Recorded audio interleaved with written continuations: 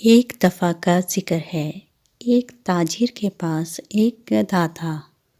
تاجر ہر روز گدھے پر اپنا سامان لاد کر بازار لے کر جاتا اور بازار میں مختلف اشیاء فروخت کرتا۔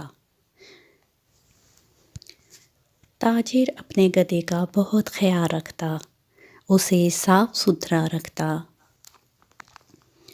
اس کے آرام کا خیال رکھتا اور اس کو خوب اچھا کھلاتا پلاتا، کیونکہ وہ جانتا تھا کہ گدھے کا صحت مند رہنا اس کے کام کے لیے کتنا ضروری ہے۔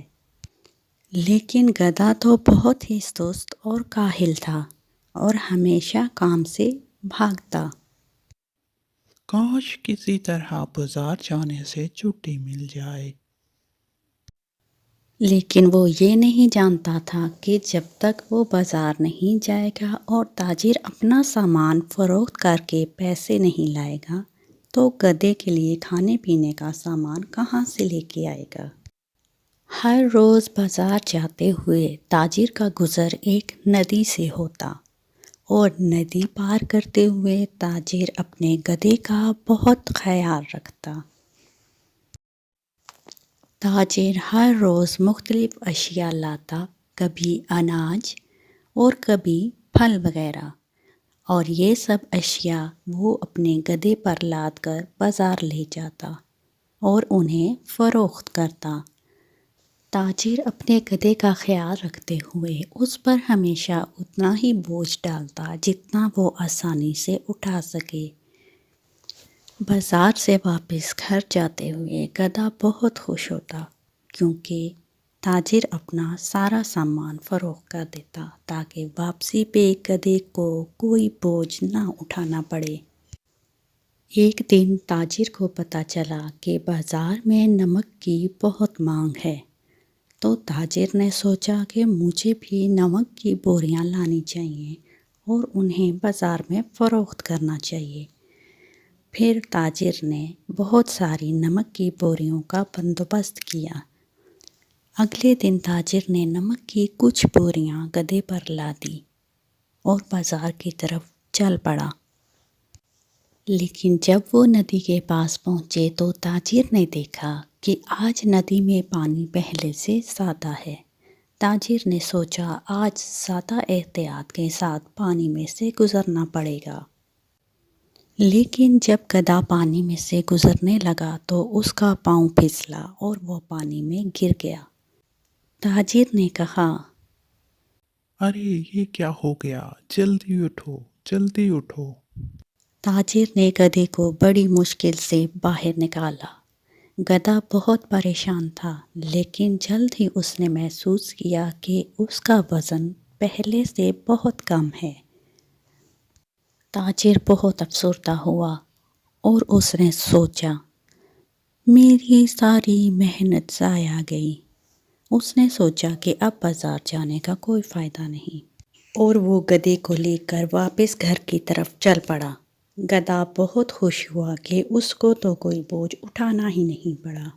اس دن گدھے نے خوب کھایا پیا اور آرام کیا۔ گدھے نے سوچا ارے واہ، یہ تو بہت اچھا ہوا، آج کے دن تو مجھے کوئی کام نہیں کرنا پڑا۔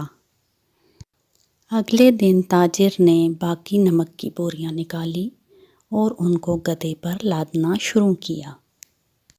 گدھے نے سوچا اتنی زیادہ بوریاں، کوئی بات نہیں، آج پھر میں کل کی طرح اپنا بوجھ کم کر لوں گا۔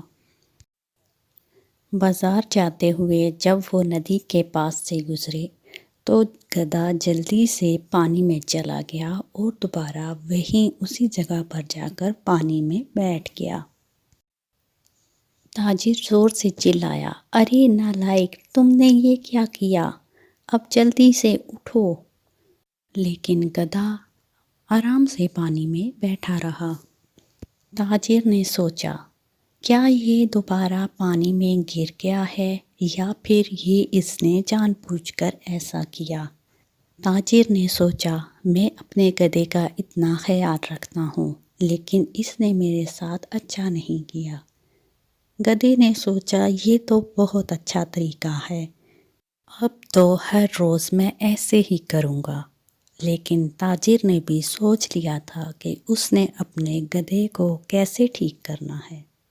اگلے دن تاجر نے گدھے پر بہت ساری بوریاں لا دی، لیکن گدھے نے سوچا کوئی بات نہیں، جتنا بوجھ ڈالنا ہے ڈال لو، بازار تو میں بھی نہیں جاؤں گا اور کل کی طرح میں اپنا بوجھ کم کر لوں گا۔